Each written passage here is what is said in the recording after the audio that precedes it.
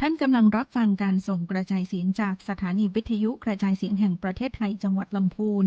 สำนักประชาสัมพันธ์เขต 3 กรมประชาสัมพันธ์กระจายเสียงในระบบ FM Stereo Multiplex ความถี่ 95 เมกะเฮิรตซ์จากอาคารเลขที่ 113 หมู่ที่ 10 ตำบลบ้านกลางอำเภอเมืองจังหวัดลำพูน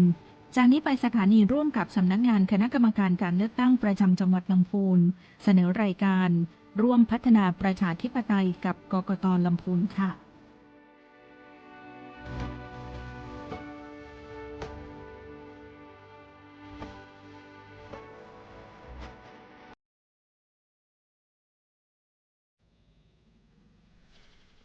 สวัสดีครับสวัสดีค่ะคุณผู้ชมคุณผู้ฟังคะพบกับรายการร่วมพัฒนาประชาธิปไตยกับกกต.จังหวัดลำพูนค่ะวันนี้อยู่กับดิฉันณัฐนิต ดีนุพนักงานการเลือกตั้งชำนาญการค่ะแล้วก็แขกรับเชิญของเราวันนี้นะคะร้อยตำรวจโทเดชากรเชื้อหมอค่ะพนักงานสืบสวนและไต่สวนชำนาญการค่ะครับพี่ซิมสวัสดีครับ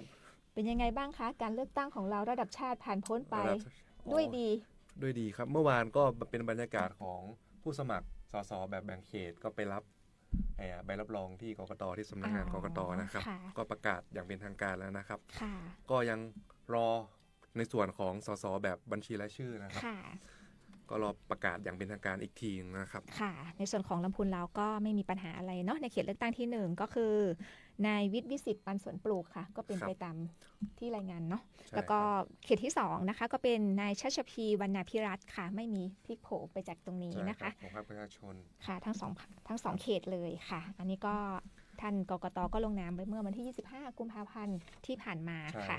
ในส่วนของสสที่เป็นการเลือกตั้งระดับชาติแล้วก็ขอประชาสัมพันธ์อีกส่วนหนึ่งก็คือเมื่อวันที่26ตามมาติดเมื่อวานใช่เมื่อวานค่ะก็ทางวุฒิสภาค่ะก็มีผลการออกเสียงลงคะแนนคัดเลือกให้ความเห็นชอบบุคคลที่จะเสนอชื่อเป็นกกต.ค่ะก็คือมีเสนอชื่อไป2 ท่านแต่ว่าให้ความเห็นชอบที่ผ่านตามเกณฑ์นะคะก็คือไม่น้อยกว่า100คะแนนก็คือได้ท่านวิรุธวิสารจิตค่ะซึ่งท่านเนี่ยก็ได้ท่านสวนะคะก็ให้ความเห็นชอบไป144คะแนนค่ะก็ถือว่าผ่านเกณฑ์ค่ะท่านนี้ก็จะได้ดำรงตำแหน่งกรรมการการเลือกตั้งครับก็เสนอโปรดเกล้าต่อไปส่วนอีกท่านหนึ่งก็เป็นท่านนายมนทนสุดประเสริฐนะครับอันนี้ก็สมาชิกวุฒิสภานะครับก็ไม่ได้ให้ความเห็นชอบครับ102คะแนนครับเห็นชอบ9คะแนนนะครับแล้วก็งดออกเสียง57คะแนนนะครับในส่วนอีกท่านหนึ่งก็เข้าสู่กระบวนการสรรหากกตอีกท่านหนึ่งต่อไปนะครับก็คือจะได้บุคลากรเนาะผู้มีความรู้ความสามารถเข้ามาช่วยงานเข้ามาพัฒนาองค์กรของเราต่อไปค่ะแล้วก็ในส่วนของการเลือกตั้งระดับชาติผู้บริหารขององค์กรเราได้รับการคัดสรรแล้วก็ที่ผ่านมาอีกจะพูดถึงก็ไม่ได้ก็คือเราก็จะพูดถึงเน้นย้ำตลอดในช่วงนี้ก็คือการเลือกตั้งอบต.ซึ่งเป็นระดับเล็กที่สุดในส่วนของท้องถิ่นใช่แล้วครับก็เพิ่งผ่านพ้นไปเมื่อวันที่11มกราคม2569ที่ผ่านมาเนี่ยครับแล้วก็ประกาศผลอะไรเรียบร้อยเน้นย้ำอยู่ตลอดว่าหน้าที่ของท่านอีกอย่างนึงผู้สมัครทุกท่านนะคะไม่ใช่เฉพาะผู้ที่ได้รับการเลือกตั้งเนาะฉะนั้นก็คือผู้สมัครทุกท่านก็คือจะต้องมีหน้าที่ในการยื่นบัญชีรายรับรายจ่ายค่ะน้องเดย์ใช่ครับช่วงนี้ก็เป็นที่บรรยากาศของสำนักงานกกตครับชั้น2นะครับงานพรรคการเมืองก็จะมีผู้สมัครของอบตนะครับทั้งสมาชิกและก็นายกก็ทยอยกันมายื่นบัญชีรายรับรายจ่ายที่สำนักงานกกตนะครับค่ะก็ผู้สมัครของเราก็200กว่าท่านค่ะนอกจากที่ยื่นที่สำนักงานแล้วก็เราก็มีแผนนะใช่ไหมใช่ค่ะก็ทางสำนักงานกกตนะคะโดยท่านผอ.ชลินทิพย์นะก็ออกแผนการรับยื่นบัญชีรายรับรายจ่ายเพื่ออำนวยความสะดวกแก่ผู้สมัครสำหรับท่านที่ยุ่งอาจจะติดภาระไม่สามารถที่จะมาที่ยื่นที่กกตได้อย่างเงี้ยค่ะนอกสถานที่ก็เยอะเลยค่ะน้องเดย์ห่วงเกือบ2 เดือนวันเนาะตั้งแต่วันที่4มีนาคมวันพุธหน้านี้ค่ะครับจนถึงวันที่9เมษายน2569นะครับช่วงนี้ก็คืออย่างวันที่4อย่างเงี้ยค่ะเราไปที่ไกลก่อนเลยอบต.แม่ลานอำเภอลีนะคะวันที่4นะคะวันพุธที่4สำหรับท่านผู้สมัครที่อยู่ในเขตของอบต.แม่ลานสำหรับท่านที่ยังไม่ได้มายื่นหรือว่ามายื่นเลยเอกสารไม่ครบหรืออะไรยังไงท่านไปที่อบต.ได้เลยสถานที่ก็คืออบต.แม่ลานค่ะเจ้าหน้าที่ของเราจะไปประจำการอยู่ตั้งแต่8:30 น.ถึง4:30 น.ใช่ครับค่ะก็จากนั้นก็วันที่6ค่ะมีนาคมก็ที่ไกลเหมือนกันเราเน้นที่ไกลก่อนเลยอบต.นาทรายค่ะนาทรายนี่นาทราย ผู้สมัครเยอะค่ะ เยอะที่สุดนะครับในของอบตมีทั้งหมด49 คนจ้ะ ครับ แต่ทีนี้ไม่แน่ใจว่ามีบางท่านอาจจะมายื่นที่สำนักงานเราเรียบร้อย บางส่วนแล้ว แล้ว ครับ ค่ะสำหรับท่านที่ยังไม่ยื่นนะคะ เตรียมเอกสารทุกอย่างให้พร้อม เพราะว่าเราบ้านไกลเนาะการที่เจ้าหน้าที่กกตไปถึงที่น่ะเป็นโอกาสทองที่สุดแล้วคือเราจะไม่เสียเวลาอะไรเลยแค่ท่านมาที่อบตพร้อมกับเอกสารที่ตรวจเช็คให้ครบถ้วน แล้วก็มายื่นเจ้าหน้าที่ของเราก็จะให้บริการอยู่ที่นั่นค่ะ วันที่10 มีนาคม 10 มีนาก็นั่นแหละค่ะอำเภอลีเหมือนกัน อบตเวี เวี ย ย ง ง แก้ แก้ ว วค่ะ ในส่วนของเวียงแก้วก็เยอะพอสมควร32ท่าน วันที่แล้วก็ต่อมาก็12 มีนาคมที่อบตบ้าน บ้าน ป ป ว ว ง ง ทุ่งหัว ค่ะ ช้าง นี่ก็เยอะค่ะ ครับ เกือบ50 ทุ่งหั ค่ะ วช้างเราไป2 วันไปวันที่ ใช่ค่ะ 17 มีนาคมอีกวันหนึ่ง 12ที่อบตบ้านปวง17 มีนาคมที่อบตทุ่งหัวช้างค่ะ ผู้สมัครค่อนข้างเยอะค่ะ ครับ 19 มีนาคมจะเป็นคาบเกี่ยวกันก็คือปลาภูกับบ้านห้งค่ะ ได้มาแล้ว ปลาภูกับเวียงการค่ะ เวียงการ แต่จะรับอยู่ที่ประจำการอยู่ที่อบตปลาภู ใช่ ก็คือผู้สมัครของเวียงการก็ไปยื่นที่อบตปลาภู ปลาภูครับ ค่ะ 24 มีนาคม 69 ก็ไปยื่นที่อบตหนองปลาสวายนะครับ ค่ะ แล้วก็26 มีนาเรายาวค่ะเรายาวก็คือจะมีอยู่2อบตก็คืออบตเรายาวกับนครเจดีย์ค่ะ ครับ แต่ให้ท่านไปยื่นที่อบตเรายา เพ ว ราะว่า นะคะ ไม่ไกลกันมากครับ ค่ะ2 เมษาข้ามไปเดือนเมษาก็คือที่อบตท่าตุ้มค่ะ ถ้าตุ้มน้ำดิบ ค่ะน้ำของน้ำ ป ดิ ลา บ ซางครับ แล้วก็ใกล้สุดสำหรับเรา7 เมษา 7 เมษายนก็ อบตหนองหนามค่ะ อบตหนึ่งเดียวของอำเภอเมืองครับ ค่ะ อบตหนองน้ แต่ไม่แน่ใจนะคะว่าหนองหนามเนี่ยบ้านใกล้อาจจะมายื่นเกือบ ที่ ห สำ ม นั ด กงานก็ได้ แล้วใช่ค่ะ แล้วก็วันที่ 9 เมษาค่ะเป็นวันสุดท้ายด้วยห่วงเวลาเนาะ ครับ ก็คือมันจะไปจบที่วันที่ 9 เมษาก็คืออบต อบต ห้วยยาบค่ะห้วยยาบก็ผู้สมัครค่อนข้างเยอะ ครับเยอะมา ค่ะ กก็กระบวนการการยื่นบัญชีรับรายรับจ่ายก็จะเสร็จก่อนสงกรานต์ ค่ะ ผู้สมัครก็จะได้ ทาง ไปเที่ยวสงกรานต์แบบสบายใจ เจ้าหน้าที่ เจ้าห เนาะ น้าที่ด้วยนะ อ่า ครับ เพื่อความปลอดภัยของตัวท่านเองนะคะ แต่ใดๆนะคะ ตามวันเวลาที่กล่าวไปถ้าท่านไม่สะดวก สมมติว่าอย่างวันที่ 4 มีนาไม่สะดวกไปที่แม่ลาน วันที่ 6 ไปที่นาซายได้ อ๋อ ค่ะ ครับ สามารถไปได้ไม่จำเป็นว่าจะต้องรอแค่ที่แม่ลานนะคะ และใดๆ ถ้าสะดวกมาที่กกต ครับ จังหวัดของเรา แผนการยื่นบัญชีรับจ่ายนอกสถานที่เนี่ยท่านสามารถติดตามได้ที่ Facebook สำนักงานกกต หรือว่าเข้าไปสอบถามที่อบตที่ท่านสมัครแต่ละที่ครับ ใช่ เพราะว่าเรา ค่ะ ได้เวียนหนังสือแจ้งไป ใช่ แล้วนะครับ ค่ะ อันนี้ก็คือประชาสัมพันธ์ในส่วนของผู้ที่ได้สมัครรับเลือกตั้ง2อบตและนายกอบต อันนี้ ครับ คือจะพูดไปถึงเรื่องเก่านิดนึง คือยังไม่จบในส่วนของหน้าที่ของท่าน ใช่ผมจะเป็น ค่ะ แล้วก็ตามมาด้วยการเลือกตั้งที่จะมีขึ้นในส่วนของท้องถิ่นก็คือเทศบาลค่ะน้องเดย์ อ๋อเรามี2ที่ ใช่ค่ะ เอาที่แรกก่อนก็จะเป็นเทศบาลตำบลบ้านแป้นค่ะ เขต 2 เขต 2 อันนี้ ค่ะ กรณีแทน แทน ตำ ตำ แห แห น่ น่ ง ง ที่ ที่ ว่า ว่าง งก็คือวันนี้จะเป็นวันรับสมัครวันสุดท้าย เพราะว่าท่านผอกกตเนี่ยท่านผอกกตบ้านแป้นก็คือประกาศให้มีการรับสมัครเนี่ยตั้งแต่วันที่ 23 23 ถึง 27 ค่ะ ก็วันจันทร์ถึงวันศุกร์เนี่ย ค่ะ วันนี้วันสุดท้า หน้าย เมื่อวานเนี่ยมีจำนวนผู้สมัครจนถึงเมื่อวานเนี่ย3 ท่านค่ะ 3 ท่าน ค่ะ เอา 1 ท่านนะครับ ใช่ค่ะ วันนี้ก็เขาบอกว่าวันนี้เป็นวันดีอาจจะมีผู้สมัครมายื่น อีก เขาว่า ครับ กันนะคะ วันดี สำหรับคนความเชื่อค่ะ ในส่วนของบ้านแป้นแล้วหลังจากนั้นนะก็จะมีการตรวจสอบคุณสมบัติอะไรต่างๆ ค่ะ แล้วก็จะแจ้งไปส่วนวันเลือกตั้งก็คือจะเป็นวันที่ 29 มีนา 29 มีนาคม ค่ะ ซึ่งจะไปเกี่ยวพันกับเรื่องเดียวกันกับการเลือกตั้งเทศบาลตำบลบ้านเรือน อ๋อเทศบาลบ้านเรือนนี่คือเทศบาลใหม่ล่าสุดใหม่เอี่ยมเลยนะครับ เพิ่งยกฐานะจากอบตมาเป็นเทศบาล อันนี้จะ นะค เป็ รับ นอีกเคสหนึ่งเมื่อก่อนอ่ะอยู่ในกลุ่มของอบ อบ ต ต คือจะเป็น1 ใน 17 อบตตอนเนี้ย ครับ ยกฐานะขึ้นมาเป็นเทศบาล ก็เลยจะกลายเป็นหนึ่งเดียวที่จะต้องได้เลือกตั้งไม่พร้อมกับเทศบาลทั่วไป ครับ ค่ะ ก็เหมือนกันค่ะ ก็มีการรับสมัครตั้งแต่วันจันทร์เป็นต้นมา 23 จนถึงวันเนี้ยค่ะ วันที่ 27 วันสุดท้ายแล้วนะครับ แล้วก็มีข่าวอีกละว่าจะมีผู้สมัครอยู่ ซึ่งข้อมูลณเมื่อวานน่ะผู้สมัครนายกเนี่ยมี2ท่าน มี 2 ท่าน ค่ะ อ๋อ เขตหนึ่งเนี่ยมี18 ท่านสำหรับส โอ้ ท โหสท18 ท่าน ค่ะ เขต2 13 ท่าน เอา 6 คน ค่ะ นี่ 6 คน เขต 2 เอา 6 คน ค่ะ ได้มีโอกาสไป เขตหนึ่งการแข่งขัน เมื่อ สูง เมื่อวันรับสมัครวันแรกคือคักมากเลยค่ะ คือคักมาก เขา ไหม มา ครับ เป็นทีมมาอะไรเงี้ยเป็นสีสันเลย อ๋อ ค่ะ มีผู้สมัคร2 ทีม ทีม แล้ว6คนก็12แล้วนอกนั้นก็จะเป็นอิสระใช่ค่ะก็เลยจะต้องลุ้นกันต่อไปอันนี้ก็จะเป็นไทม์ไลน์เดียวกันค่ะรับสมัครจนถึงวันนี้แล้วก็วันเลือกตั้งก็คือ29มีนาเหมือนกันวันอาทิตย์ที่29มีนาพร้อมกับบ้านแป้นนะครับฉะนั้นเนี่ยเรื่องสองที่เนี่ยก็คือจะไทม์ไลน์เดียวกันหมดเลยค่ะแต่จะคนละประเภทกันอันนึงเป็นการยกฐานะก็คือแบ่งจากเมื่อก่อนมี8หมู่บ้านเนาะเลือกสมาชิกได้8คนตอนนี้ก็เป็นเทศบาลปุ๊บก็จะต้องแบ่งเป็น2เขตละ6คนก็ได้12คนได้เยอะขึ้นสำหรับสมาชิกจ้ะ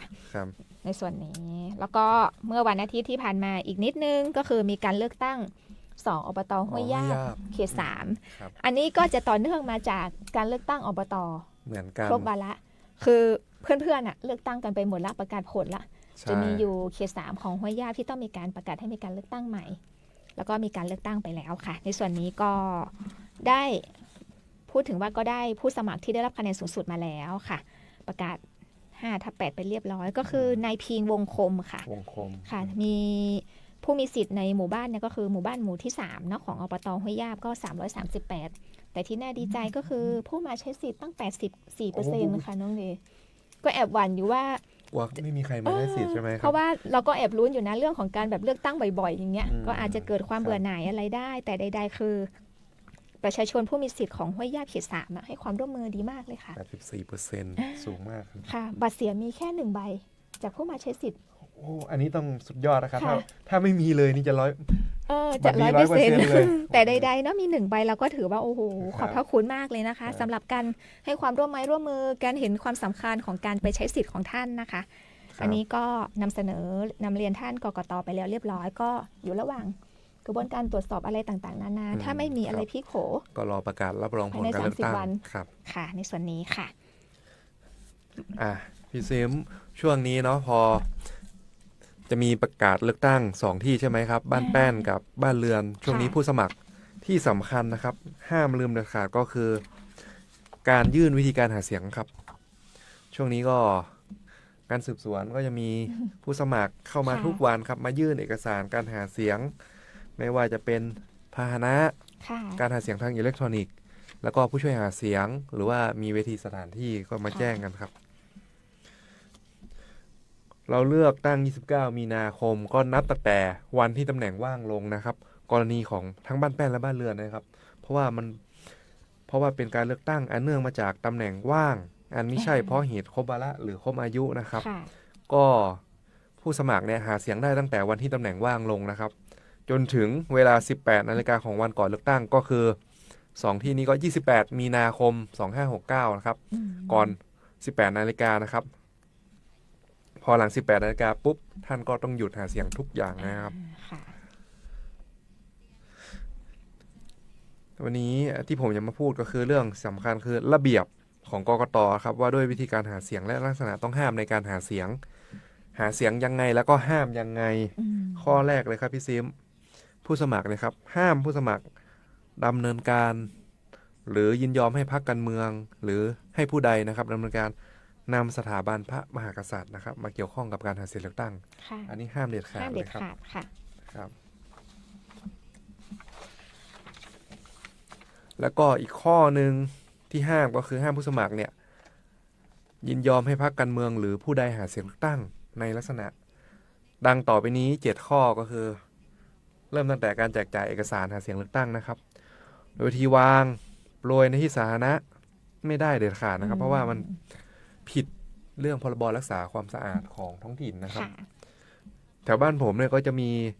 แก๊งเงินกู้ครับพี่ซิมจะเอาบัตรแข็งเล็กๆไงครับมาโปรยทุกวัน เนี่ยถ้าท่านเอาเอกสารการหาเสียงเนี่ยมาวางมาโปรยที่หน้าบ้านผู้มีสิทธิเลือกตั้งเนี่ยก็จะเข้าข่ายผิดก็สกปรกผิดพรบรักษาความสะอาดของท้องถิ่นแล้วก็มันเหมือนแก๊งเงินกู้เนี่ยไม่ได้ของเรา ต้องให้กับมือหรือว่าถ้าจะเสียบก็ต้องไว้ในตู้จดหมายหรือว่าในที่มั่นคงเวลาลมพัดพายุมาช่วงนี้ก็มีพายุมาจะได้ไม่ปลิวนะครับข้อที่2ก็คือเรื่องการแจกเอกสารและก็วิดีทัศน์เกี่ยวกับการหาเสียงเลือกตั้งเนี่ยที่มิได้ระบุชื่อสกุลที่อยู่ของผู้ว่าจ้างผู้ผลิตนะครับจำนวนวันเดือนปีผลิตอย่างเช่นคือแผ่นพับเอกสารนะครับ ผู้สมัครเนี่ยต้องระบุด้วยครับว่าชื่อผู้สมัครนามสกุลผู้สมัครแล้วก็ว่าจ้างใครเป็นผู้ผลิตต้องชื่อของผู้ว่าจ้างผู้ผลิตจำนวนกี่แผ่นกี่ชิ้นผลิตวันไหนเดือนไหนก็ต้องระบุให้ชัดเจนนะครับในเอกสารหาเสียงนะครับแล้วก็อีกข้อหนึ่งพี่ซิมก็เรื่องการยื่นพาหนะข้อนี้ก็สำคัญคำว่าพาหนะเนี่ยครับความหมายรวมถึงทุกอย่างที่เป็นพาหนะรวมไม่ว่าจะเป็นสัตว์รถลาม้าช้างถามว่ากรณีของรถไม่มีทะเบียนยื่นเป็นพาหนะได้ไหมได้นะครับเช่นรถจักรยานรถยนต์รถไฟฟ้ารถ3 ล้อไฟฟ้าเนี่ยส่วนใหญ่จะไม่มีป้ายทะเบียนหรือว่ารถมอเตอร์ไซค์เก่าๆที่เอาใช้ตามสวนไม่มีป้ายหาเสียงหรือว่ารถซาเล้ง3 ล้อพ่วงข้างเนี่ยเก่าๆเนี่ยมายื่นได้นะครับแต่ต้องผู้สมัครต้องถ่ายภาพของพาหนะนั้นทั้งด้านหน้าด้านข้างให้เห็นภาพเห็นรถเห็นสีเห็นป้ายทะเบียนถ้ามีป้ายให้ชัดเจนแล้วก็เห็นลักษณะเอามาแนบตามเอกสารแบบฟอร์มแจ้งเสียงแจ้งต่อผู้อำนวยการการเลือกตั้งประจำจังหวัดทราบนะครับต่อมาเรื่องก็เป็นเรื่องการถ้อยคำในการหาเสียงเวลาช่วงหาเสียงเนี่ยจะเจอผู้สมัครอยู่บนรถยนต์หาเสียงก็ถือไมค์ไปประกาศไปแต่หาเสียงในหมู่บ้านใช่ไหมครับสำคัญมากคือถ้อยคำที่หาเสียงนะครับห้ามเด็ดขาดคือการใช้ถ้อยคำที่รุนแรงหรือเป็นถ้อยคำที่ปลุกระดมก่อให้เกิดความไม่สงบขึ้นในพื้นที่อันนี้ห้ามนะครับหรือว่าเป็นถ้อยคำที่ใส่ร้ายผู้สมัครอีกฝั่งหนึ่งอันนี้ก็ห้ามนะครับผิดกฎหมายด้วยนะครับแล้วก็ต่อมาเรื่องการช่วยเหลือเงินทรัพย์สินหรือประโยชน์อื่นใดอันอาจคำนวณเป็นราคาเงินได้แก่ผู้ใดตามปกติประเพณีต่างๆเนี่ยเดี๋ยวรายละเอียดจะมาไว้ตอนท้ายว่าผู้สมัครจะไปร่วมงานบุญงานประเพณีต่างๆและจะใส่ซองได้หรือไม่มีคำถามเยอะมากนะครับแล้วก็การนำชื่อพรรคของข้อ6นะครับการหาเสียงเลือกตั้งโดยการนำชื่อของพรรคการเมืองสัญลักษณ์ของพรรคการเมืองคติพจน์คำขวัญถามว่าได้ไหมได้นะครับกรณีนำชื่อของพรรคการเมืองสัญลักษณ์พรรคการเมืองมาใส่ในป้ายผู้สมัครแต่ต้องได้รับความยินยอมเป็นหนังสือจากพรรคหรือว่าบุคคลนั้นก่อนนะครับถ้าพรรคหรือว่าบุคคลนั้นไม่ยินยอมเนี่ยก็ห้ามนะครับและก็ข้อ7คือการไม่ปฏิบัติตามระเบียบนี้ก็คือระเบียบที่กกต.กำหนดว่าการหาเสียงเนี่ยต้องทำยังไงบ้างเดี๋ยวรายละเอียดมาพี่ซิมมีอะไรบ้างนะการยื่นหาเสียงทั้งไม่ว่าอิเล็กพาหนะเนี่ยผู้สมัครต้องเตรียมอะไรมาบ้างเนี่ยครับปฏิเสธไม่ได้เลยนะน้องเดย์เดี๋ยวนี้การหาเสียงเมื่อก่อนเราจะเห็นแค่ว่าขึ้นแผ่นป้ายแผ่นภาพใบปลิวต่างๆหรือว่าใช้โทรโข่งในการประกาศอะไรอย่างเงี้ยแต่เดี๋ยวนี้สิ่งที่เข้ามามีส่วนก็คือโซเชียลอันเนี้ยมือถือเครื่องเดียวทำได้ทุกอย่างถูกต้องครับ ทุกคนสามารถเป็นนักข่าวได้ ทุกคนเนี่ยมือถือทุกคนเนี่ยเล่นเน็ตเล่นเฟซเล่นไลน์ผมว่าไม่ใช่แค่เด็กนะครับพี่ซิมการเล่นมือถือนะเด็กเนี่ยชอบอยู่ละผู้ใหญ่รวมถึงผู้สูงวัยนะครับอายุ70-80เนี่ยผมเห็นติดโทรศัพท์ติดกว่าเรานะยิ่งกว่าเด็กนะก็บางครั้งเนี่ยข่าวสารเนี่ยถามพ่อแม่หรือว่าถามผู้สูงอายุรู้ข่าวไวกว่าเราอีกเพราะว่าเขาก็ติดตามข่าวทางโทรศัพท์ก็ตอนเช้าก็ไลน์ก็ส่งสติ๊กเกอร์มาแล้วสวัสดีวันจันทร์อันนี้สวัสดีวันจันทร์สวัสดีวันศุกร์เนี่ยผู้สูงอายุตื่นเช้าก็มาดูโทรศัพท์แล้วก็รับทราบข่าวสารเนี่ยไวดังนั้นเนี่ยพอสื่ออิเล็กทรอนิกส์เนี่ยสำคัญมากในการหาเสียงในยุคนี้ดังนั้นเนี่ยผู้สมัครเนี่ยก็นำสื่ออิเล็กทรอนิกส์มาหาเสียงได้เช่นเว็บไซต์อาจจะไม่เท่าไหร่เพราะว่ามันการเข้าถึงเวลาผู้สมัครเนี่ยแต่ที่สำคัญคือผู้สมัครจะอยู่ในท้องที่นั้นก็จะเล่น Facebook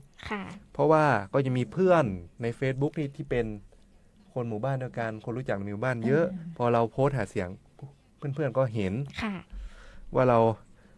ไปทำอะไรมาบ้างมีผลงานมีนโยบายอะไรหรือว่าเราได้หมายเลขอะไรก็คือหาเสียงทางโซเชียลมีเดีย Facebook Line Instagram TikTok หรือว่า X เนี่ยแอปพลิเคชันต่างๆเนี่ยผู้สมัครก็ใช้หาเสียงได้ YouTube YouTube ก็มีแต่ก็น้อยเนาะ ค่ะ หรือว่า TikTok กำลังฮิตกับ Facebook เนี่ยครับ TikTok กับ Facebook ที่จะเห็นบ่อยๆค่ะ ครับพอถ้าท่านจะใช้สื่ออิเล็กทรอนิกส์เนี่ยทางเฟซเนี่ยต้องมาแจ้งก่อนดำเนินการหาเสียงเลือกตั้งนะครับก็คือว่าผู้สมัครเนี่ยครับต้องแคปหน้าจอครับบันทึกหน้าจอของภาพชื่อ Facebook เช่นชื่อ Facebook นายก็แคปหน้าจอมา LINE ก็แคปหน้าจอมาแล้วก็ปริ้นเป็นภาพสีมาแนบกับแบบฟอร์มผู้สมัครสามารถดาวน์โหลดได้ที่หน้า Facebook เว็บไซต์ครับ กกต.จังหวัดลำพูนถ้าไม่มีก็สามารถมาเอาแบบฟอร์มที่กกต.ลำพูนได้นะครับของเราจะมีแบบฟอร์มเตรียมให้ท่านก็เข้ามากรอกแบบฟอร์มแล้วก็เอาเอกสารของท่านแนบก็จะมี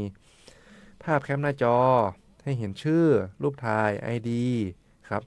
แล้วก็ปริ้นภาพสีแล้วก็รับรองสำเนาถูกต้องแล้วก็แนบสำเนาบัตรประชาชนของท่านมาพร้อมแบบฟอร์มก็ยื่นต่อผู้อำนวยการเลือกตั้งพอท่านยื่นแล้วการหาเสียงอิเล็กทรอนิกส์ท่านก็สามารถโพสต์ได้ว่าท่านไปร่วมงานที่ไหนมาบ้างใช่ครับไปทำอะไรที่ไหนมาแล้วก็ที่สำคัญพอโพสต์เสร็จท่านต้องเขียนว่าใครเป็นผู้ผลิตสื่อนั้นเช่นมีชื่อสกุลที่อยู่ของผู้ว่าจ้างผู้ผลิตก็คือท่านนะครับว่าผลิตวันไหนปีไหนเนี่ยให้ชัดเจนบริเวณด้านล่างของโพสต์นะครับแล้วก็กรณีนำภาพบุคคลอื่นที่อาจจะเป็นบุคคลที่มีชื่อเสียงเช่นนักการเมืองดังๆระดับชาติหรือว่าเข้ามาโพสต์หาเสียงใน Facebook กับท่านได้รูปคู่กับท่านเนี่ยก็หลักการเหมือนเดิมครับต้องได้รับความยินยอมจากบุคคลคนนั้นนะครับเป็นหนังสือนะครับยินยอมเป็นหนังสือแล้วก็ท่านก็สามารถนำภาพบุคคลคนนั้นเนี่ยมาขึ้นรูปกับท่านเนี่ยหาเสียงใน Facebook ได้เลยนะครับในสื่อได้เลยนะครับอันเมื่อกี้พูดถึงวิธีการใช่ไหมพี่อันนี้พูดถึงว่าโทษนะ กรณีที่ท่านเนี่ยครับอาจจะมีแฟนคลับเยอะมีคนมาช่วยท่านหาเสียงเลือกตั้งช่วยท่านโพสต์ Facebook ยิงแอดยิงโฆษณานะครับหากว่าเขาเนี่ยครับมีค่าใช้จ่ายในการยิงแอดโฆษณายังไงเกินกว่า 5,000 บาทนะครับบุคคลคนนั้นนะครับต้องแจ้งให้ผู้สมัครทราบว่า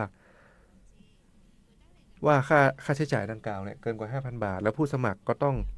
นำเงินจำนวนนั้นเป็นมาแจ้งต่อผู้อำนวยการการเลือกตั้งประจำจังหวัดทราบเพื่อรวมเป็นค่าใช้จ่ายในการเลือกตั้งในการมายื่นบัญชีรายรับรายจ่ายในการหลังจากวันเลือกตั้งอีกภายใน90 วันนะครับอันนี้การยื่นสื่ออิเล็กทรอนิกส์ค่ะในส่วนนี้ก็อย่างที่บอกนะคะเน้นย้ำว่าให้ดำเนินการก่อนที่ให้มาดำเนินการพวกนี้ยื่นอะไรต่างๆนานาเนี่ยให้เสร็จก่อนที่ท่านจะไปโพสต์ไปอะไรถูกต้องครับมายื่นก่อนแล้วไปโพสต์อย่างวันเนี้ยวันสุดท้ายของการสมัครท่านรู้แล้วในเบื้องต้นว่าท่านมีคุณสมบัตินะอะไรเสร็จเรียบร้อยท่านได้รับการประกาศรายชื่อผู้สมัครอะไรอย่างเงี้ยค่ะก็มาดำเนินการได้เลยใช่ครับเมื่อวานผมก็รับการยื่นสื่ออิเล็กทรอนิกส์ไปเกือบ10 คนเหมือนกันนะครับ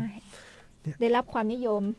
อาจจะมากกว่าสื่อแบบเก่าๆเนาะเดี๋ยวนี้สื่อว่าเข้าถึงได้ง่ายอย่างที่บอกกันน้องเดย์ใช่ครับผู้สูงอายุอะไรไม่จำเป็นและต้องไปอ่านจากหนังสือในกระดาษตอนนี้มือถือนี่คือเข้าถึงเลย6 โมงเช้าเปิดมาเข้าถึงสื่อได้เลยอาจจะส่งในกลุ่มไลน์ก็ได้เพราะว่าเดี๋ยวนี้จะมีกลุ่มไลน์หมู่บ้านอาจจะส่งในกลุ่มไลน์หมู่บ้านก็ได้ค่ะก็เน้นย้ำถึงความสำคัญตรงนี้นะคะว่าให้ท่านมาดำเนินการยื่นต่างๆนานารายละเอียดต่างๆนานาเนี่ยก่อนที่จะดำเนินการค่ะในส่วนต่อไปก็เมื่อกี้ช่องทางในการหาเสียงที่เป็นเรื่องของอันนี้ต่างๆนานาจ้ะต่อไปก็อันนี้ก็หาเสียงเหมือนกันอีกอย่างนึงที่เห็นอยู่บ่อยๆก็คือผู้ช่วยหาเสียงอันนี้เมื่อกี้ใช้สื่ออันนี้ใช้คนละในการช่วยใช้คนในการหาเสียงมันก็จะเป็นบรรยากาศที่สนุกนะครับเวลาหาเสียงช่วงหาเสียงตั้งผู้สมัครก็จะเป็นขบวนคาราวานมีผู้ช่วยหาเสียงถือป้ายแผ่นแจกเอกสารแผ่นพับเนี่ยไปตามหมู่บ้านต่างๆเนี่ย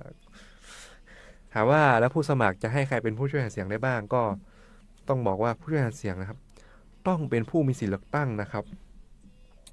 ผู้มีสิทธิเลือกตั้งก็หมายความว่าบุคคลที่มีอายุ18 ปีในวันเลือกตั้งนะครับในส่วนของเราก็จะเลือกตั้งบ้านแป้นกับเทศบาลบ้านแป้นกับเทศบาลบ้านเรือนใช่ไหมในวันที่29 มีนาก็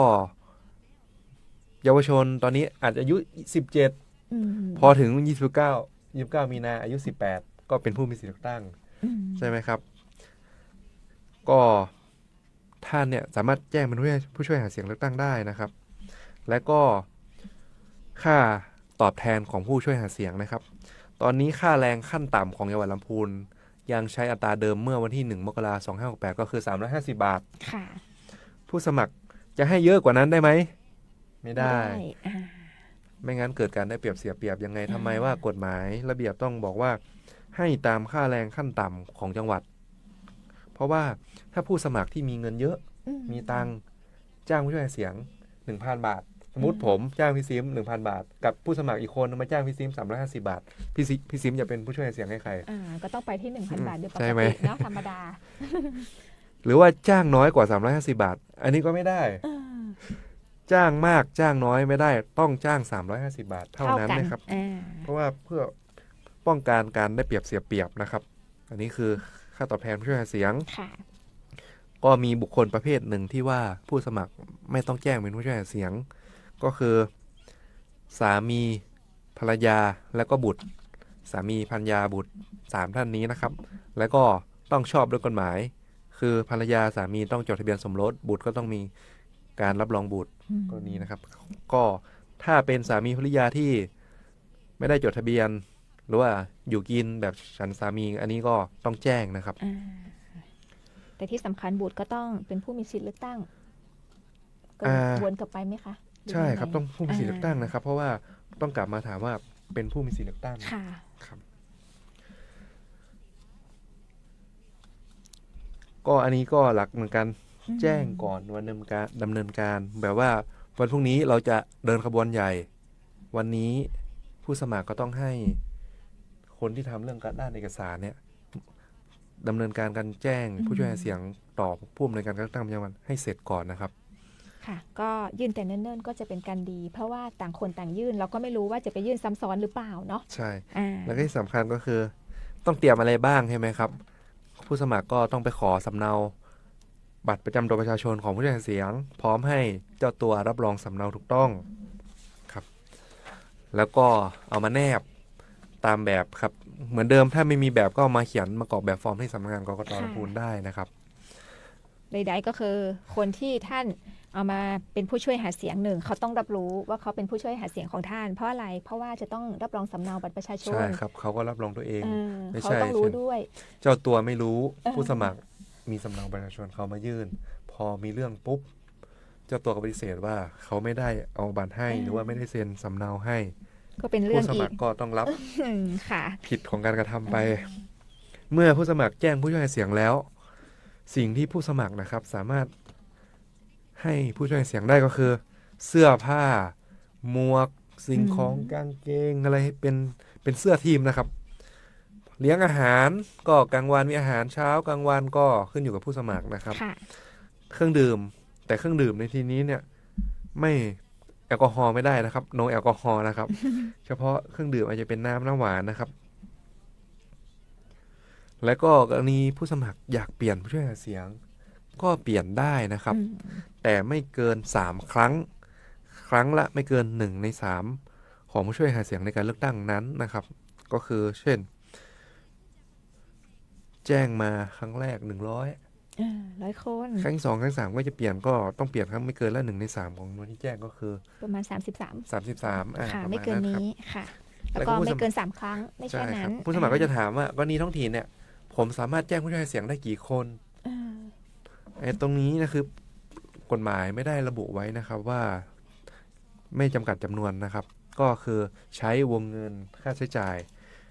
ในการครอบคลุมครับคือห้ามเกินวงเงินในการหาเสียงนะครับส่วนสสเนี่ยที่ผ่านมาก็คือกฎหมายกำหนดไว้20 คนไม่เกิน20 คนนะครับอันนี้เป็นคำถามมีคำถามนึงที่ผู้สมัครถามเวลาเหมือนว่าเรากำลังไปหาเสียงอยู่เรานั่ง3 ล้อพ่วงข้างมันมีที่นั่งว่างเราก็แฟนคลับเยอะชาวบ้านก็รักเยอะหรือว่าชาวบ้านเนี่ยเวลาเห็นหาเสียงก็อยากช่วยหาเสียงก็กระโดดขึ้นรถ3 ล้อพ่วงข้างหรือว่ามันอยู่ท้ายกระบะหรือว่าซ้อนมอเตอร์ไซค์มาด้วยเนี่ยทั้งที่ว่าผู้สมัครไม่เคยแจ้งบุคคลคนนั้นเนี่ยเป็นผู้หาเสียงมาก่อนเนี่ยแบบนี้จะผิดกฎหมายเลือกตั้งหรือเปล่าถ้ากรณีแบบนี้นะครับ เมื่อผู้สมัครนะครับพบเห็นเหตุการณ์ที่บุคคลอื่นที่ไม่ใช่ผู้ช่วยหาเสียงนะครับเข้ามาดำเนินการช่วยเหลือผู้สมัครในการหาเสียงเลือกตั้งนะครับผู้สมัครต้องแจ้งเหตุการณ์นั้นต่อผู้อำนวยการการเลือกตั้งประจำจังหวัดทราบโดยเร็วนะครับเช่น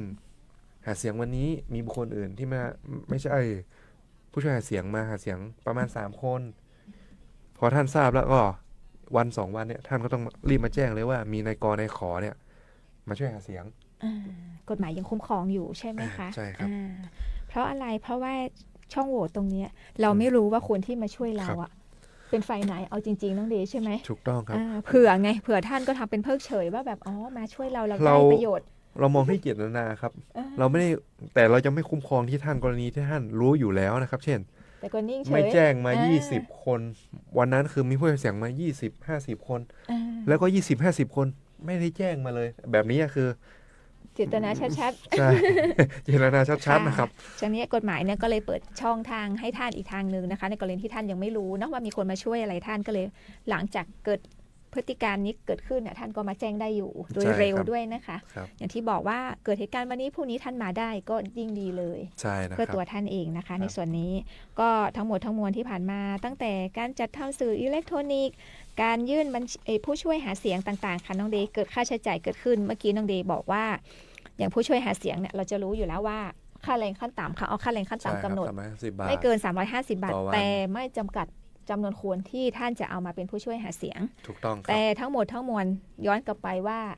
ค่าใช้จ่ายที่ท่านผู้อำนวยการการเลือกตั้งประจำจังหวัดลำพูนได้ประกาศไว้สำหรับการเลือกตั้งท้องถิ่นใช่ค่ะในส่วนของท่านที่ลงสมัครเป็นนายกนะคะในส่วนของเทศบาลตำบลค่ะนายกเทศมนตรีกรณีจะเป็นแทนตำแหน่งที่ว่างเนาะท่านก็จะใช้จ่ายได้ไม่เกิน 350,000 บาทค่ะในส่วนของสมาชิกสภาเนี่ยแต่ละครั้งก็คือจะได้แค่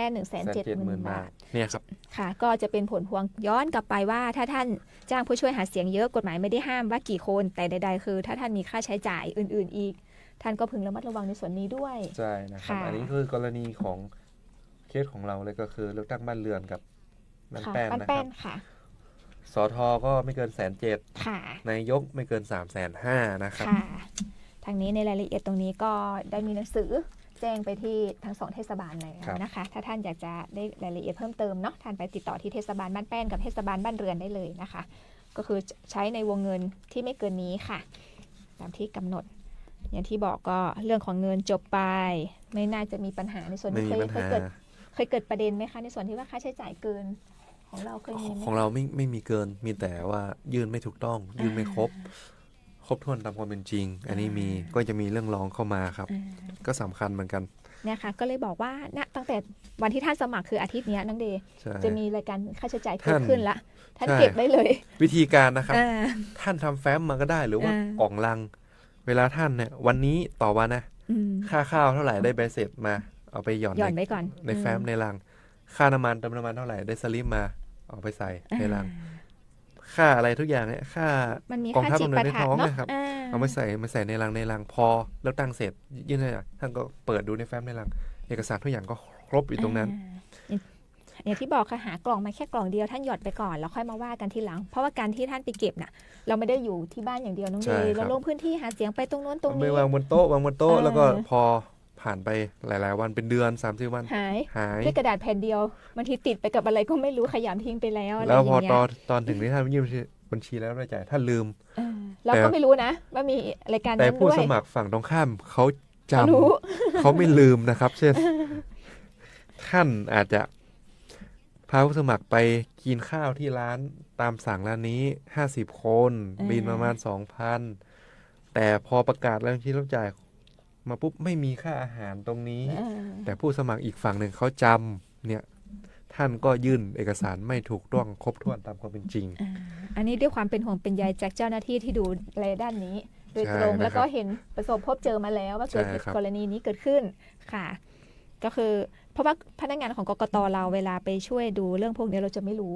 ว่ามันเกิดเหตุการณ์ว่าเหตุการณ์อะไรเกิดขึ้นบ้างก็เอาตามที่ท่านมีอยู่ในมือนั่นแหละท่านเมื่อท่านรับรองตามนั้นเราก็โอเคตามนั้นไปหมายความว่าเช็คให้ตามนั้นค่ะแต่ที่บอกจะมีผู้ช่วย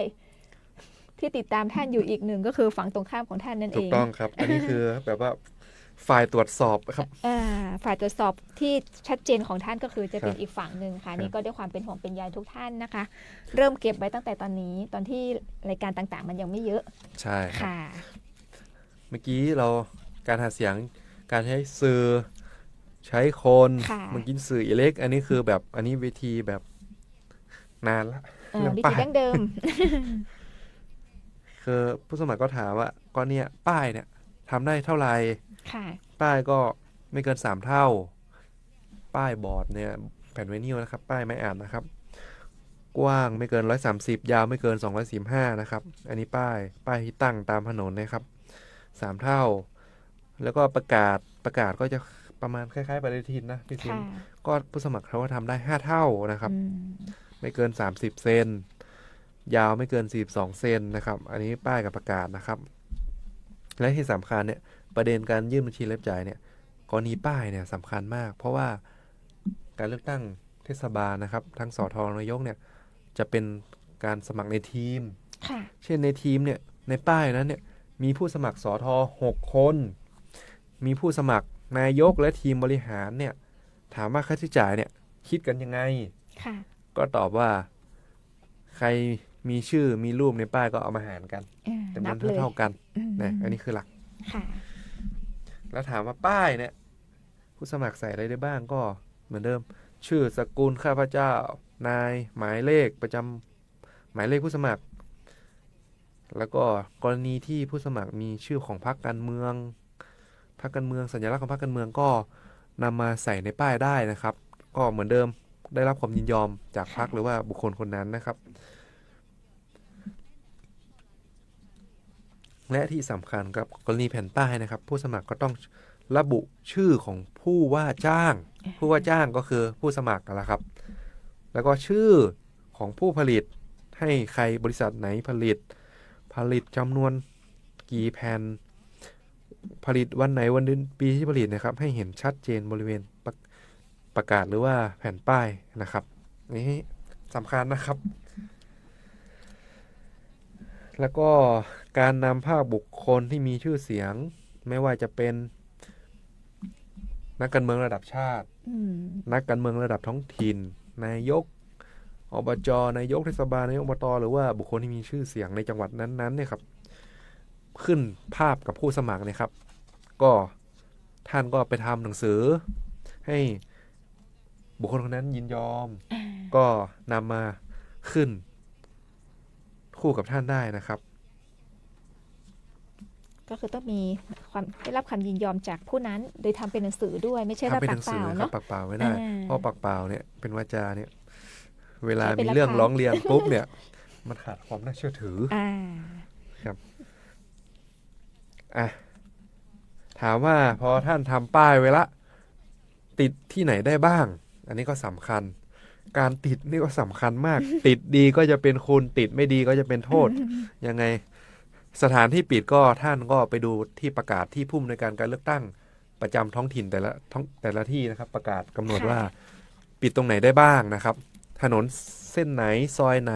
แยกตร ที่ ง ส ไหน นะตรงไหนครับ อันนี้จะเป็นในส่วนของท่านผอกกตท้องถิ่น จะเป็นคนทำประกาศ ใช่ ค่ะ ครับ ถ้าปิดไม่ดีปุ๊บ จากที่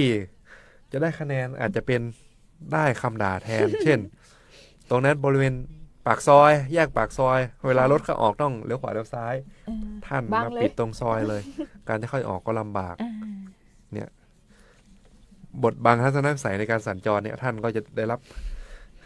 คำด่าอีก อันนี้ก็เป็นมีเยอะนะครับในการเลือกตั้งที่ผ่านมานะครับ ไม่ว่าทั้งระดับชาติหรือว่าท้องถิ่นเนี่ย ก็จะมีชาวบ้านหรือว่าหน่วยงานของรัฐโทรมาแจ้งให้ผู้สมัครไปย้ายป้าย เยอะเหมือนกันนะครับ อันนี้ ค่ะ สำคัญมากเรื่องทำเลที่ตั้งในการติดนะครับ ค่ะ ในส่วนของทำเลที่ตั้งก็อย่างที่บอกค่ะ อย่างแรกเลยคือต้องตามที่ท่านผอกกตเทศบาลประกาศกำหนดไว้ แล้วก็ไปดูอีกทีว่าการติดตรงนั้นมันโอเคไหม เพราะว่าอย่างที่บอกเมื่อตรงเนี้ยเป็นที่ให้ติดไม่ได้มีแค่ของเราค่ะน้องเดย์การที่เราเหลื่อมไปนิดนึง ใช่ อาจจะไปบดบังก็ได้ใช่ไหมคะในจุด ใช่ นั้น ครับใช่ อันนี้เคยเจอมาตอนที่ท้องถิ่นหนึ่งค่ะ ก็คือได้รื้อเหมือนกันได้ไปย้าย เป็นที่บอกว่าติดอะแต่มันจะติดได้แค่ประมาณ2ป้ายหรือ3ป้ายเต็มที่อย่างเงี้ยค่ะแล้วเขาไปต่อเป็นป้ายที่4ที่5อย่างเงี้ยก็เรียบร้อยเลย เลยไปก็คือจบสำหรับ ทัศนวิสัยตรงนั้นก็บดบังไปก็ต้องไปรื้ออย่างเงี้ยค่ะขอเพิ่มเรื่องค่าใช้จ่ายในการรื้อถอนนะครับกรณีที่หน่วยงานของรัฐหรือว่าประชาชนเนี่ยหน่วยงานรัฐติดหน้าในงานแจ้งผู้สมัครแล้วแจ้งครั้งที่1ก็ไม่ย้ายครั้งที่2ก็ไม่ย้ายงั้นย้ายเองเจ้าของที่ย้ายเลยหากมีค่าใช้จ่ายในการรื้อถอนในการย้ายเนี่ยก็ต้องเรียกเก็บค่าใช้จ่ายจากผู้สมัครนะครับแล้วเอามารวมเป็นค่าใช้จ่ายในการเลือกตั้งด้วยไหมคะต้องรวมครับอย่าลืมนะคะ ในส่วนนี้ด้วยเมื่อกี้เรื่องของโค้ดเรื่องของป้ายแล้วก็พาหนะอย่างที่บอกค่ะน้องเดย์พาหนะคือไม่ได้แค่มองแค่ว่ารถอย่างเดียวใช่ครับอันนี้ก็สำคัญเรื่องการยื่นพาหนะนะครับเราก็ไม่ได้จะกำหนดจำนวนพาหนะว่าจำนวนกี่คันขึ้นอยู่กับผู้สมัครจะวางแผนในการหาเสียงเลือกตั้งเลยครับก็คือการพาหนะเนี่ยผู้สมัครก็1เอกสารประกอบก็คือนำสำเนาคู่มือรายการจดทะเบียนรถสำเนาใบขับขี่หรือว่าแล้วก็ภาพถ่ายด้านหน้าด้านหลังให้เห็นป้ายทะเบียนรถด้านข้างเลยนะครับป้ายทะเบียนรถชัดเจนกรณีรถหาเสียงเนี่ยท่านได้ปิดป้ายข้างรถแล้วครับให้ถ่ายตำแหน่งด้านข้างแนบมาด้วยนะครับแล้วก็สัญญาจ้างครับท่านี้นะครับ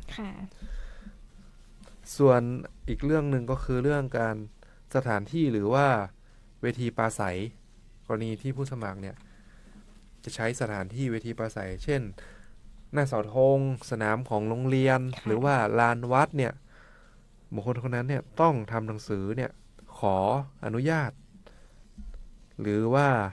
ขอความยินยอมจากเจ้าของสถานที่เช่นโรงเรียนก็ขออนุญาตต่อผู้อำนวยการโรงเรียนวัดก็ขออนุญาตเจ้าอาวาสหรือว่าบุคคลที่มีอำนาจในการให้อนุญาตนะครับแล้วก็ท่านก็แจ้งวันเวลาพิกัดของสถานที่นั้นแล้วก็เวลาที่ท่านจะใช้หาเสียงจะขึ้นเวทีปราศัยพร้อมภาพถ่ายของสถานที่นั้นเนี่ยมาแนบในแบบฟอร์มนะครับแล้วก็ยื่นต่อผู้อำนวยการการเลือกตั้งประจำจังหวัดนะครับค่ะในส่วนนี้ก็คือเรื่องที่เกี่ยวข้องกับว่าที่นะเพราะว่าวันนี้จะยังเป็นวันรับสมัครวันสุดท้ายอยู่ก็คือใดๆคือ1ท่านต้องมีการหาเสียงแน่นอนครับในทีเนี้ยอีกนิดนึงค่ะน้องเดย์ในกรณีที่ว่าถ้าท่านช่วงหาเสียงเนาะช่วงเนี้ยเป็นช่วงหาเสียงของท่านละจะเริ่มละเขาบอกว่าเนี่ยเขาทำอะไรได้บ้างในช่วงนี้หรือว่ามีข้อห้ามอะไรไหมสำหรับเขาครับเช่นยังไงบ้างครับอย่างเช่นว่าอย่างช่วงเนี้ยเอาตรงๆเลยก็อาจจะมีงานบุญประเพณีนี่ใกล้ๆสงกรานต์หรืออะไรอย่างเงี้ยจะมีการสงน้ำแห่พระอะไรอย่างเงี้ยครับแต่ใดๆก็อาจจะว่าผู้สมัครไปร่วมได้หรือเปล่าเช่นไปร่วมได้ไหมอย่างเงี้ยค่ะงานสีดำงานศพงานประเพณีงานวัดต่างๆนะครับก็ตอบได้เลยครับว่าผู้สมัครไปร่วมงานทุกงานได้นะครับเพราะว่ายังไงพี่ซิมเพราะว่างานต่างๆก็จะมีผู้สมัครตั้งไปร่วมงานเยอะถ้าไม่ไปหาเสียงที่สถานที่ที่คนไปเยอะๆจะไปหาเสียงที่ไหนใช่ไหมครับใช่ค่ะก็ไม่ได้ห้ามผู้สมัครก็ไปร่วมงานบุญงานบวชงานศพงานแต่งก็ยังได้เลยนะครับไปได้นะคะผู้สมัครไปร่วมงานได้ตามปกติก็ไปหาเสียงไปแนะนำตัวต่อพ่อแม่พี่น้องประชาชน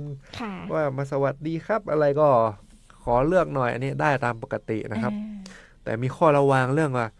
พอไปร่วมแล้วเนี่ยใส่ซองได้ไหมนั่นแหละตามมาด้วยการใส่ซองช่วงนี้งดให้อันนี้ให้งดครับเว้นไว้ก่อนครับช่วงที่หาเสียงเนี่ยคือการใส่ซองนี่ไม่ได้นะครับทำไม่ได้เช่นงานศพตามปกติประเพณีเราก็ใส่ซองเนี่ยนะครับช่วยเหลือเจ้าภาพงานบุญบวชก็ใส่ซองขาวไปแต่ช่วงหาเสียงเลือกตั้งเนี่ยผู้สมัครจะเอาเงินใส่ซองให้ซองช่วยงานต่างๆเนี่ยไม่ได้นะครับเพราะว่าระเบียบกกต.หรือว่าพรบ.การเลือกตั้งท้องถิ่นนะครับห้ามไว้นะครับว่าเรื่องการช่วยเหลือเงินทรัพย์สินเนี่ยหรือว่า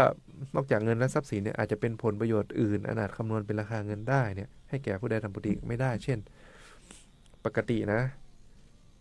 มีรถยนต์6ล้อมีอะไรเนี่ยไปช่วยชาวบ้านขนเต็นท์ขนโต๊ะไปงานศพงานบุญงานบวชเนี่ยก็เป็น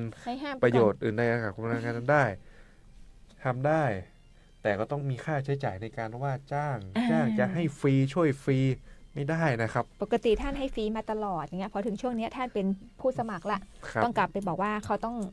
ท่านต้องเป็นผู้รับจ้าง ใช่ ต้องมีการจ้าง ทางนี้ดีนะครับถ้ามันสุ่มเสี่ยงก็ให้งด ไปร่วม ใส่ ได้ ซอง นะ อะไร คะ นะไปร่วม เน้น ได้ ย้ำไปร่วมงานพิธีต่างๆ ได้เหมือนเดิม แต่ว่างดในส่วนของการใส่ซองเนาะ ครับ การให้ผลประโยชน์อื่นได้ ใช่ แล้วก็ไปงานแต่งก็ท่านเป็น อย่างเช่นเป็นมีชื่อเสียงเนาะอาจจะเป็นอดีตนายกเป็นผู้สมัครก็เจ้าภาพอาจจะเชิญท่าน ไปกล่าวบนเวทีกล่าวอวยพรเจ้าบ่าวเจ้าสาวถามว่าได้ไหมอันนี้ก็ได้นะครับ ก็ท่านก็ขึ้นเวทีไปอวยพรเจ้าบ่าวเจ้าสาวเนี่ย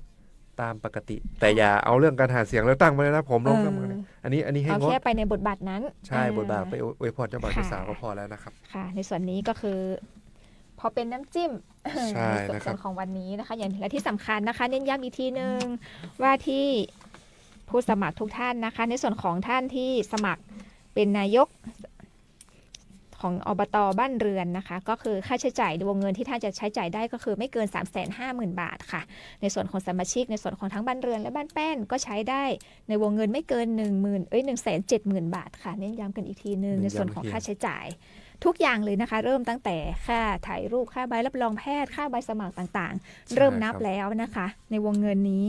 ก็เท่าที่ผ่านมาอย่างที่บอกค่ะลำพูนเราก็ไม่เคยติดปัญหาในส่วนว่ามีการใช้จ่ายเกินเนาะ ไม่มีครับ เน้ ยื น ดเกิน ย้ำก็ ไม่ คื มี อ ครับ เรื่องของการยื่นไม่ครบ ครับ ฉะนั้นก็ ยื่ รี น บ ไม่ เก็บ ถูก เลย ต้อง ค่ะ ถูกต้องครบถ้วนนะครับ อันนี้สำคั รี ญ บเก็บเอกสารต่างๆ ที่เกี่ยวข้องไว้เลยนะคะ เพราะว่าจะได้ไม่มีปัญหาในภายหลังค่ะ ด้วยความเป็นห่วงเป็นใยจากสำนักงานกกต.ลำพูนค่ะ